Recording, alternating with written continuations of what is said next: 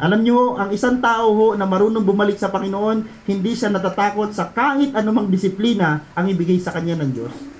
Naalala niyo yung alibugang anak? Yung alibugang anak, dahil desperado na siya, dahil sabi niya, wala na naman akong wala na akong mapapala dito sa mundo na to kasi mamamatay ako sa gutom. Samantalang naisip yung alibugang anak, teka, anak pala ako ng hari. Anak pala ako ng mayaman na pinakamayaman, pero bakit ako nagkakaganto? Amoy baboy. At ang pagkain ng baboy, hindi niya pwedeng makasalo yung baboy kasi yung baboy napakababoy. Ibig sabihin una, grabe kumain yung baboy. Hindi niya alam kung paano makipag-agawan sa baboy. Naisip nung alibugang anak, babalik ako sa aking ama. Pero ang thinking nung alibugang anak, hindi na para maging anak, kundi para maging alipin na lang. Alam niyo ba ang ganda nung senaryo sa Bible?